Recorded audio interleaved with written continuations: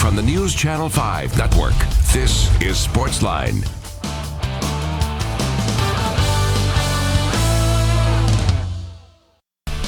Hey there, Sportsline on your television. Steve Lehman here with you. Glad you are here with us on this Monday night on News Channel 5. Plus, the day after the Super Bowl, the Chiefs cap off their incredible run in the postseason with another comeback victory, this time 31-20 over the 49ers in Super Bowl 54 down in Miami.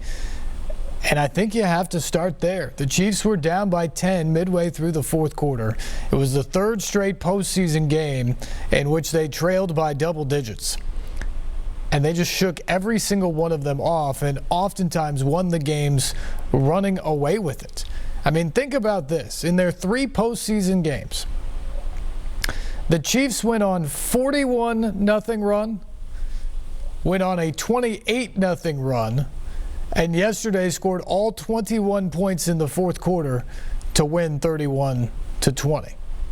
That is incredible finishing power, one, but just incredible explosiveness from a team that people knew about. But let's face it, we knew about the offense. I knew that they had the capabilities to put up points, but the knock has always been, can the Chiefs stop anybody? Can they get that stop in the second half of a critical game? Or if they're behind and the offense is trying to come back, can the defense do its part to help them get it done? Well, the defense was pretty incredible for them throughout the course of this run. After getting down early against the Texans, and some of that was special teams gaffes, they were lights out in that game. They did a good job against the Titans for much of the game. Certainly the second half of that game. And yesterday, they just allowed 20 points, nothing in the fourth quarter. The Chiefs did a very good job of creating themselves into one of the better defenses in the league. And nobody would have thought that at the beginning of the year or coming into the season, but they did. And you look at that offense, they will just continue to make you pay. They keep coming and keep coming and keep coming, and at some point the dam breaks. And I think one of the most impressive things about the way they went about themselves in the postseason is a lot of teams said, we don't want to give up the explosive plays. We want to keep you in front of us and make you drive the field. That was certainly the Titans' recipe in Kansas City. They said, hey, we're going to back you up and make you drive 80 yards, and we're not going to give up an explosive play. You're going to have to go drive the full 80 yards against us. You're going to have to convert some third downs. You're going to have to stay on the field if you're going to get points. And the Chiefs just said, okay, we'll buckle up the chin strap and play that way. If it's 3rd and 2 and you're not giving us anything, but you're giving us 3, we'll take 3. And we'll play again on first down. And that's where so many teams get impatient.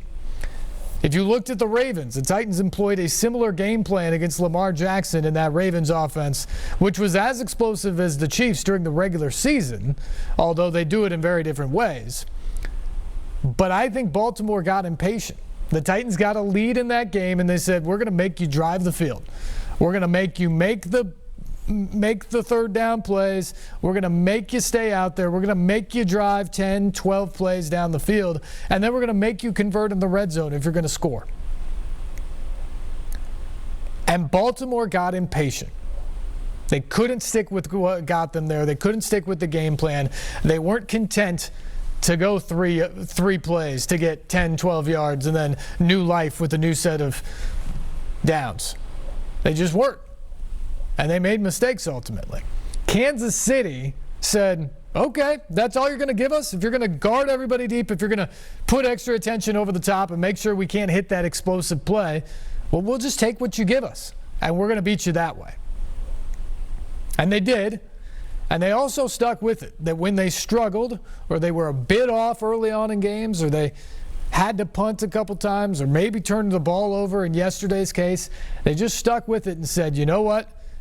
At some point here, we're going to break through. At some point here, it's going to go our way. And ultimately it did in all 3 of these games. But just an incredible postseason run by the Chiefs. But in particular, to think about the fact that they were down by double digits in all 3 of these games and came back to win them all by double digits themselves. Just a really, really impressive job by that team to stick with it and ultimately get the job done. And Patrick Mahomes, obviously the MVP yesterday, was the MVP of the league a year ago, so there's no real surprise there. But I think yesterday was maybe the most impressive of all of his postseason performances. I mean, he threw for like 475 yards against the Texans, and he was terrific. He ran the ball with deadly effectiveness if you're a Titans fan in the AFC Championship game. So he's had great games. Yesterday, I don't know if it goes down as a great game from a statistical standpoint, but I think his effort yesterday was maybe all the more important. This is the Super Bowl. This is the largest game of the world. You aren't even 25 years of age yet, and things are going against your team. And he just kept it locked. He was completely focused. He was completely calm. And he just got his team to keep believing. And as Andy Reid said after the game, he just kept shooting. That's what you do when you're Patrick Mahomes. You take your shot, and if it doesn't work out, you come back and you take your shot on the next play. And yesterday was the type of game with a young quarterback who maybe wasn't completely on early on, made some mistakes in the third quarter. He had back-to-back interceptions. That could be the type of game or the type of circumstances that can ruin a game for a lot of young, even very talented quarterbacks in the history of the National Football League. But yesterday it didn't do that to Patrick Mahomes. He stuck with it despite everything that went against him, despite the adversity. And when he got to the fourth quarter, he led the Chiefs on 3 consecutive touchdown drives. And he made some big plays. The 3rd and 15 where he hit Tyreek Hill, the big play over the top to Sammy Watkins before the go-ahead touchdown. He found guys when he needed them to. He made the big throw when he needed to. And ultimately the Chiefs scored 21 points when they needed to. And that was always my belief going into this game. The thing that, to me, that separated two very good teams that were different and I thought matched up well and should give us a great game. And they did. It was a very well played, good battle in Miami last night. But the thing that always separated me is, while I think Jimmy Garoppolo is a fine quarterback on a very good San Francisco team, I never believed that if the Chiefs led by 3 or 4 in the final 3 or 4 minutes of the game, and you put the ball in Jimmy Garoppolo's hands in the Super Bowl with the game and a championship on the line, as I thought about the game, I never believed that he would go win the game in that situation. Conversely, when I thought about it on the other side, I thought, you tell me that Patrick Mahomes is down by 7 with 3 minutes to go, I think he's going to go tie the game up, and then I give him the better shot to win it overtime. I always believed that as long as he had a shot, Patrick Mahomes would take his shot and he would make his shot. And I didn't see that on the other side of the ball. And again, that's nothing really against Garoppolo. I think he's a very good quarterback, and I think the 49ers have a great chance to be back in this position for several years to come because of him and the team they've built together there. But Patrick Mahomes is just that special. He's the type of guy that elevates everybody around him, and he did it again last night in the fourth quarter. And because of that, the Chiefs have the Lombardi Trophy for the first time in half a century. Andy Reid gets his first title. There's going to be a huge party in Kansas City coming up on Wednesday morning for their Super Bowl parade. It was a very entertaining game. I think the right team won because of the way the Chiefs closed and the way they closed throughout the entire playoffs. And I think Patrick Mahomes, if he wasn't already, and I think he was, is truly the star and face of the NFL now, given what he just did in that game and the fact that he won a Super Bowl. And who knows? I mean, with everybody around him, with Andy Reid as his coach, as long as Andy Reid wants to coach, I mean, who's to say that there aren't a whole lot more of these awards and championships in front of Patrick Mahomes? When you're the Titans, when you're the Texans, when you're the Patriots, anybody else in the AFC right now, I think you have to look at Kansas City. They're the team that it goes through. They had the home field advantage for the AFC Championship last year and lost to the Patriots. This year, they get to the Super Bowl and they win. A lot of that nucleus is coming back. It's hard to think anything other than a road to a championship in the AFC right now has to run through Kansas City at some point.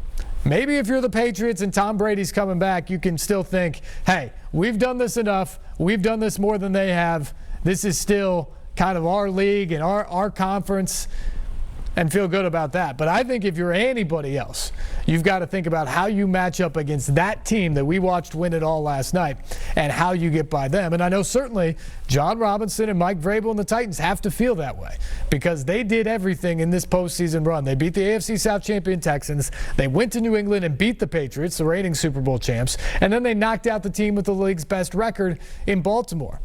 But they go to Kansas City and you find out sort of the weaknesses. The Titans could not rush the passer, and Patrick Mahomes ate them alive without any pressure. The Titans struggled at times to make plays in the passing game, and they didn't make the plays on third down in that game that they desperately needed to at times. And they weren't as explosive. I mean, they were good. They were very good offensively, especially in the second half of the season. But they weren't as explosive as the Chiefs. Those things all were evident in that AFC Championship game. And they're things that you're going to have to think about as you gear up for next season. If you're Robinson, if you're Vrabel, if you're the Titans, how do you beat the Chiefs? How do you match up with the Chiefs in case you're in that situation next year? And that's the thing, is the league is a calendar year, you know? We're 220 days away from the next meaningful game kicking off in the National Football League. But while the Chiefs are celebrating today, everybody else in the league has to turn the page and get set for next season. They just have to move on. And you start thinking about free agents, you start thinking about the draft class, you start thinking about the combine. There is just something coming ahead all the time. And if you're the Chiefs, you get a week or so to kind of sit back and relax and enjoy and celebrate everything that you just did. But if you're anybody else, the offseason, or day one of the 2020 season more aptly, begins now. And you move on to that assignment right this second. And it'll be interesting what the Titans do because it could be a very interesting offseason with 18 unrestricted free agents from this roster that just made the AFC title game. All right. Phone lines are open tonight, 737-7767. What were your thoughts on Super Bowl 54 last night, the way it played out? Patrick Mahomes' latest comeback with the Chiefs. Kansas City taking home the Lombardi Trophy for the first time in half a century. What happened to the 49ers in the fourth quarter? Was it all a Chiefs comeback, or do the 49ers deserve some blame of the way it played out? Your thoughts on all that and more coming up here on the program tonight. Plus, we'll hear from several of the key parties from Super Bowl 54 last night in Miami and much more. This is Sportsline here on News Channel 5+.